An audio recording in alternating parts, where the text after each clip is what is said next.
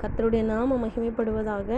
ஆண்டவராகிய இயேசு கிறிஸ்து அந்த நாளிலே நமக்கு ஜீவனை கொடுத்து ஆயுசு நாட்களை கூட்டி கொடுத்து அவருடைய வார்த்தை கேட்கும்படியாய் தேவன் தனது கிருபைக்காய் நன்மைக்காய் கொடான கொடி நன்றி செலுத்துவோம்.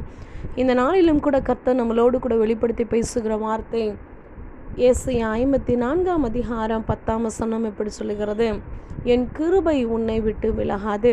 என் அன்பு சகோதரனை சகோதரியை, இந்த நாளிலே கர்த்தர் நமக்கு வாக்குத்தத்தத்தை கொடுக்கிறார். அவருடைய கிருபை நம்மளை விட்டு விலகாமல் இருக்கும் என்று சொல்லி. யாருக்கு அவருடைய கிருபை விலகாமல் இருக்கும்? யாருக்கு அவருடைய கிருபை அவர்களை விட்டு விலகாமல் இருக்கும் என்று சொல்லி பார்ப்போமானால், வேதத்தில் பார்க்கிறோம். ஆதியாகமம் 6 பார்க்கிறோம். நோவாவுக்கோ கர்த்தருடைய கண்களிலிருந்து கிருபை கிடைத்தது.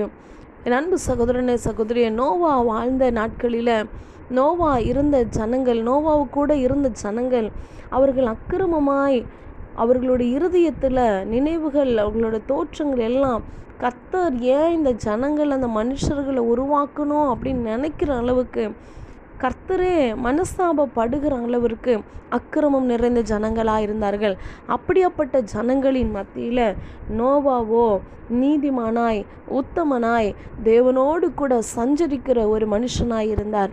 அது மாத்திரமல்ல, பூமியில் இருக்கிற அந்த அக்கிரமமான ஜனங்களை பார்த்து கர்த்தருடைய கோபம் எழும்பினதுனால அவர் சொன்ன காரியம், பேழையை உருவாக்கும்படியாய் இந்த அளவில் தான் இருக்கணும், இந்த நீளம்தான் இருக்கணும், இந்த அகலம்தான் இருக்கணும் என்று சொல்லி கர்த்தருடைய சத்தத்திற்கு செவி கொடுத்து கீழ்ப்படிந்து அதன் பிரகாரமே செய்த நோவாவுக்கு கர்த்தருடைய கண்களிலிருந்து கிருபை கிடைத்தது. என் அன்பு சகோதரனே சகோதரியே, வரப்போகிற மழையை பார்க்கல, அந்த ஜல பிரயாணத்தை நோவா பார்க்கல. ஆனால் கர்த்தருடைய சத்தத்திற்கு செவி கொடுத்து அவருடைய வார்த்தைக்கு கீழ்ப்படிந்ததுனாலையும், அக்கிரமம் நிறைந்த ஜனங்களோடு கூட இருந்து அவர்களைப் போல அக்கிரமமான காரியங்களை செய்யாதபடிக்கு, கர்த்தரை துக்கப்படுத்தாதபடிக்கு, பரிசுத்த ஆவியானவரை துக்கப்படுத்தாதபடிக்கு இருந்த ஜனங்கள் எப்படியாப்பட்ட ஜனங்களாக இருந்தாலும் அவர்களுக்கு ஆண்டவருடைய வார்த்தை சொல்லும்படியாய், மனம் திரும்பும்படியாய் கர்த்தருடைய வார்த்தையை ஜனங்களின் மத்தியில் நோவா அறிக்கையிட்டான்.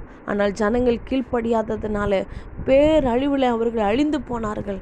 ஆனால் அந்த ஜனங்களின் மத்தியில் நீதிமானாய் உத்தமனாய் தேவனோடு கூட சஞ்சரிக்கிற நோவாவுக்கோ கர்த்தருடைய கண்களிலிருந்து கிருபை கிடைத்தது. அப்படி கிருபை கிடைத்தது என்ன ஆனது என்று சொல்லி பார்க்கிறோம். எல்லாருக்கும் தெரிந்த சம்பவம் தான்.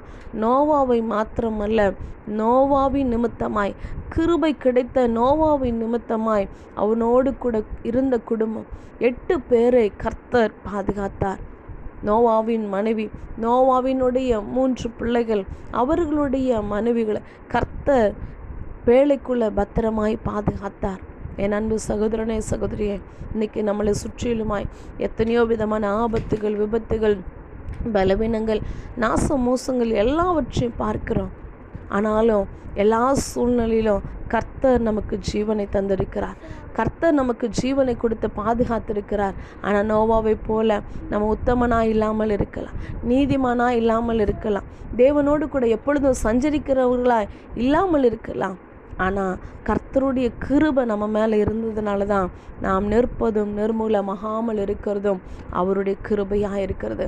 அவருடைய கிருபை நம்மளை விட்டு விலகாமல் இன்னைக்கு வரைக்கும் இருக்கிறதுனால தான் நீங்களும் நானும் உயிரோடு இருக்கிறோம். அந்த கிருபை நம்மளுடைய வாழ்க்கையில் தொடர்ந்து விலகாமல் இருக்கிறதற்கு அவருடைய சத்தத்திற்கு செவி கொடுத்தவர்களாய், உண்மையும் உத்தவமாய் தேவனோடு கூட எப்பொழுதும் சஞ்சரிக்கிறவர்களாய் இருக்கும் பொழுது அவருடைய கிருபை நம்மளை விட்டு விலகாமல் தொடர்ந்து நம்மளை பாதுகாக்கிறதா இருக்கிறது. ஆமென்.